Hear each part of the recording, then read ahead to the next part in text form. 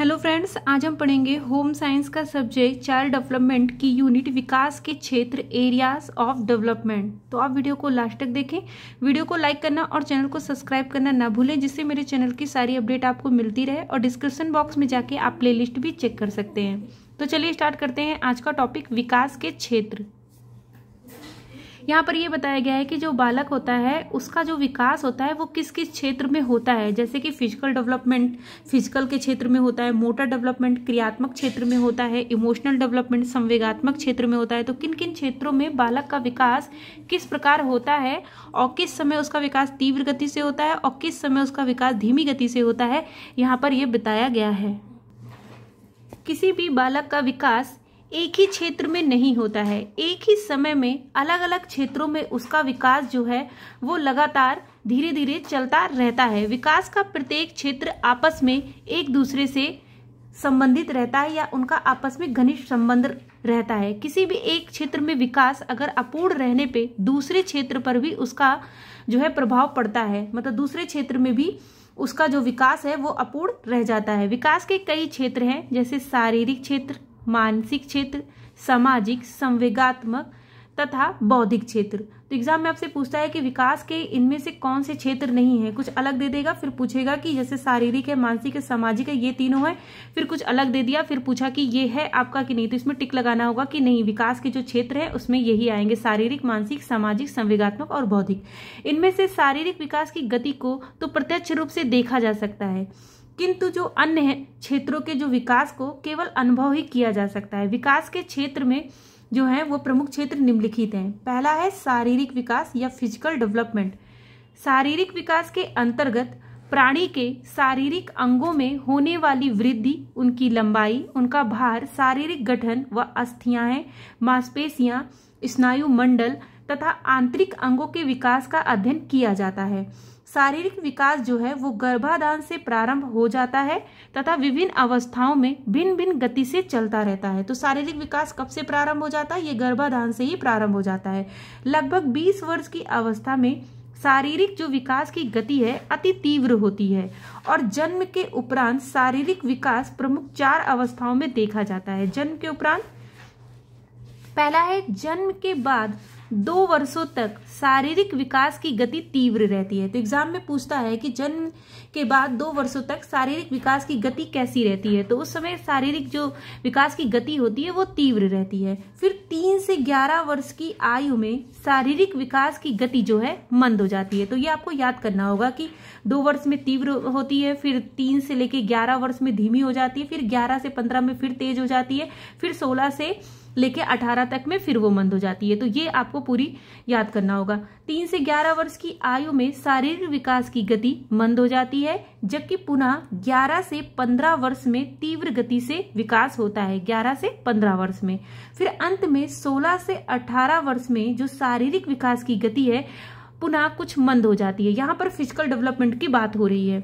शारीरिक विकास पर व्यक्तिगत भिन्नताओं जैसे वंशानुक्रम तथा पोषण का भी प्रभाव पड़ता है। इन तत्वों के कारण समान आयु के बालक के शारीरिक विकास में तीव्रता व मंदता पाई जाती है। शारीरिक विकास में शरीर के आंतरिक व बाह्य अंगों का विकास होता है, किंतु जहां तक अंगों का विकास की गति का प्रश्न है, प्रत्येक अंग का विकास अलग अलग गति से होता है। हर अंग एक निश्चित आयु में पहुंचकर ही परिपक्व होते हैं तथा प्रत्येक अंग के विकास की सीमा भी अलग अलग होती है। जैसे मांसपेशियां हैं, अस्थियां हैं, फेफड़े हैं तथा यौन अंगों का विकास या आकार जन्म का जो 20 गुना तक बढ़ता है, जबकि आंख, नाक, कानों का जो आकार है इतना नहीं बढ़ता है। इस प्रकार जन्म के बाद प्रथम 5 वर्षों में नेत्र अपने पूर्ण आकार में विकसित हो जाते हैं, जबकि मस्तिष्क का पूर्ण विकास 10 वर्षों में होता है। तो यहाँ पर मस्तिष्क का विकास का पूर्ण विकास कब होता है? तो 10 वर्षों में होता है तथा हृदय तथा अन्य अंग तो लगभग 20 वर्ष तक विकसित होते रहते हैं। तो यहाँ पे जो इंपॉर्टेंट लाइन वो है, ये है मस्तिष्क का पूर्ण विकास और ये हृदय तथा अन्य अंगों का लगभग 20 वर्षों तक विकसित होते रहते हैं। शारीरिक विकास का विकास के अन्य क्षेत्र जैसे मानसिक विकास तथा क्रियात्मक विकास से घनिष्ठ संबंध होता है। जो बालक शारीरिक रूप से पूर्ण स्वस्थ होते हैं उनमें क्रियात्मक योग्यताएं जल्दी आ जाती हैं। इस प्रकार शारीरिक रूप से स्वस्थ बालक जो होते हैं वो प्रसन्नचित्त दिखाई देते हैं तथा संवेगात्मक रूप से वो संतुलित होते हैं। सेकंड आता है आपका क्रियात्मक विकास। क्रियात्मक विकास क्या होता है? Motor development. क्रियात्मक विकास से तात्पर्य बालक के अंदर क्रियात्मक क्षमताओं के विकास से है। क्रियात्मक विकास बालक के लिए महत्वपूर्ण होता है। क्रियात्मक विकास से बालक जो है वो आत्मनिर्भर बनता है। क्रियात्मक क्षमताओं का विकास बालक के मानसिक विकास को भी प्रभावित करता है। किसी भी क्षेत्र में प्रगति के लिए क्रियात्मक विकास का होना आवश्यक होता है। क्रियात्मक विकास के कारण ही बालक पानी में तैर सकता है, पहाड़ों पर चढ़ सकता है, वह सफल खिलाड़ी बन सकता है। क्रियात्मक विकास सही होने पे बालक के भौतिक व सामाजिक वातावरण के साथ समायोजन भी वो अच्छे से कर सकता है। थर्ड है इमोशनल डेवलपमेंट या संवेगात्मक विकास। प्राणी के विकास क्रम में संवेगात्मक विकास का भी बहुत महत्वपूर्ण होता है। शिशुओं के भीतर संवेगों का उद्भव और विकास कब और कैसे होता है विद्वानों के लिए यह विवाद का विषय है, किंतु इतना अवश्य है कि संवेगों की जो उत्पत्ति है वो जीवन के साथ ही हो जाती है। स्वस्थ संवेगात्मक विकास सामाजिक समायोजन में भी सहायक होता है और संवेगों के प्रकार हैं, जैसे ये हर्ष है, प्रसन्नता है। ये एग्जाम में आता है कि ये किस प्रकार का डेवलपमेंट है। ये हर्ष, तो ये इमोशनल डेवलपमेंट या संवेगात्मक विकास होते हैं, जैसे हर्ष है, प्रसन्नता है, आनंद है, दया, सहानुभूति, प्रेम को शारीरिक और मानसिक स्वास्थ्य के लिए अति आवश्यक व सकारात्मक संवेग माना जाता है। इसके विपरीत क्रोध, भय, घृणा तथा ईर्ष्या व चिंता ये सब नकारात्मक संवेगात्मक माने जाते हैं। ये आपके कैसे हैं? ये सकारात्मक संवेगात्मक के एग्जाम्पल हैं ये सारे, और ये नकारात्मक या विपरीत, इसके जस्ट विपरीत के ये माने जाते हैं, जैसे क्रोध है, भय है, घृणा है, ईर्ष्या, चिंता। तो ये भी एग्जाम में पूछता है कि नकारात्मक संवेग कौन से हैं और सकारात्मक संवेग कौन कौन से होते हैं। शारीरिक व मानसिक स्वास्थ्य के लिए हानिकारक ये माने जाते हैं। संवेगात्मक विकास सामाजिक विकास तथा सामाजिक समायोजन में को प्रभावित करता है।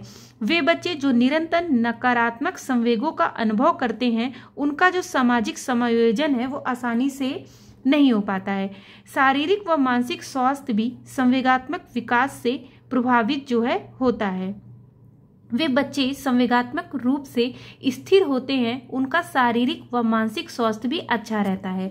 संवेगात्मक विकास के अंतर्गत विभिन्न अवस्थाओं में प्रकट होने वाले संवेगों तथा सकारात्मक तथा नकारात्मक प्रभावों का अध्ययन किया जाता है। तो ये इमोशनल डेवलपमेंट के अंतर्गत सकारात्मक, पॉजिटिव और निगेटिव दोनों का ही इफेक्ट क्या पड़ता है, इस सभी का अध्ययन किया जाता है।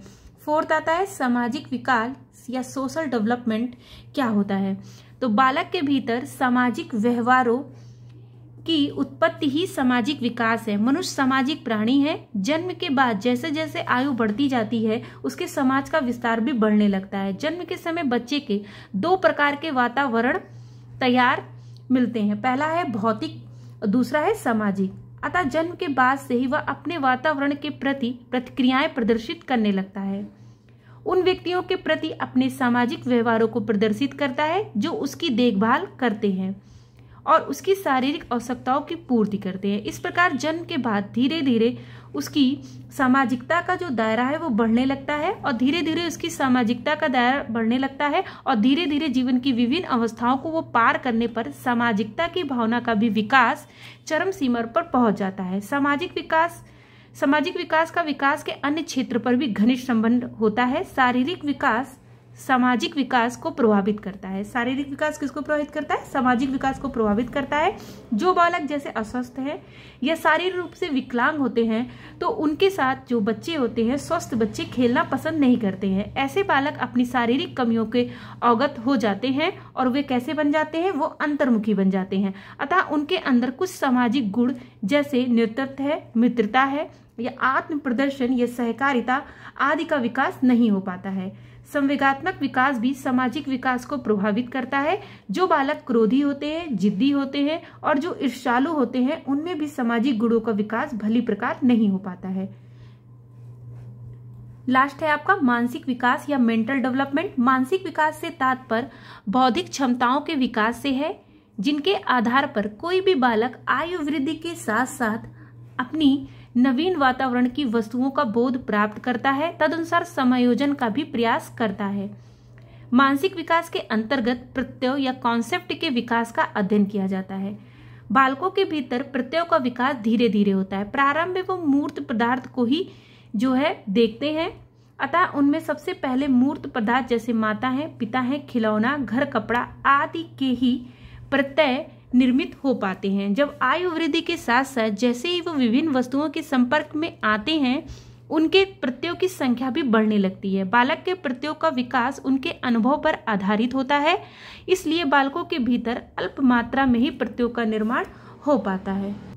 ये सारे आपके विकास के क्षेत्र थे, एरियाज ऑफ डेवलपमेंट थे, जिसमें आपका physical development, motor development, emotional development, social development और मेंटल डेवलपमेंट, ये 5 यूनिट आपकी आएगी। यहाँ पर विकास की अवस्थाएं तो सभी मनोवैज्ञानिकों ने अपनी अलग अलग जो है बताई है अवस्थाएं, लेकिन यहाँ पर जो सबसे इम्पोर्टेंट है, जैसे रॉस का नहीं आता है, सैले का भी नहीं आता है, कॉलसेनिक के भी अकॉर्डिंग नहीं पूछा जाता, जो सबसे ज्यादा आपका आता है और जो आपको याद करना होगा वो होगा हरलॉक के अकॉर्डिंग जो डेवलपमेंट होता है। यही सारणी आपको याद करनी होगी, जिसे आप इसका आप स्क्रीनशॉट लेके आप इसे याद कर सकते हैं, जिसमें जैसे गर्भावस्था हरलॉक ने कब से कब तक मानी है, और जो हरलॉक ने मानी है यही एग्जाम में लिखनी भी होती है कि गर्भावस्था कब से कब से माना था, गर्भाधान से जन्म तक का जो है वो गर्भावस्था कहलाता है। सहसावस्था कब से कहलाती है, सहसावस्था वो है जन्म से 2 सप्ताह तक की जो चलाती है वो होती है आपकी सहसावस्था होती है। फिर तीसरे सप्ताह से 2 वर्ष तक की, जिसे कहा जाता है तीसरे सप्ताह या 2 वर्ष के अंत से लेकर दूसरे वर्ष तक की क्या होती है, बचपनावस्था होती है। तीसरे वर्ष से 6 वर्ष तक की क्या होती है, पूर्व बालावस्था होती है। 7वें वर्ष से 12 वर्ष तक की क्या होती है, उत्तर बालावस्था होती है। प्यूबर्टी या वयस्संधि अवस्था कब से कब तक कहलाती है, तो ये 11-12 वर्ष से लेकर 13 से 14 वर्ष तक की कहलाती है। फिर आता है पूर्व किशोरावस्था, 13 से 17 वर्ष तक की कहलाती है। उत्तर किशोरावस्था 18 से 21 वर्ष तक की होती है। प्रौढ़ावस्था 21 से 40 वर्ष तक की होती है, और मध्यावस्था जो है वो 41 से 60 वर्ष तक की होती है, और वृद्धावस्था 60 के बाद की होती है। नेक्स्ट वीडियो में हम आपको ये सहसावस्था कब से कब तक होती है, जैसे 15 दिन की अवस्था सहसावस्था होती है। फिर बचपनावस्था 2 वीक से 2 ईयर्स तक की होती है। फिर यहाँ पर है कि चाइल्डहुड क्या है, तो अर्ली चाइल्डहुड 2 से 6 ईयर्स तक चलती है, और लेट चाइल्डहुड जो है 7 से 12 ईयर्स तक चलती है। तो ये कॉन्सेप्ट हम क्लियर करेंगे, तो आप वीडियो को लाइक करना और चैनल को सब्सक्राइब करना ना भूलें, जिससे मेरे चैनल की सारी अपडेट आपको मिलती रहे। Thank you.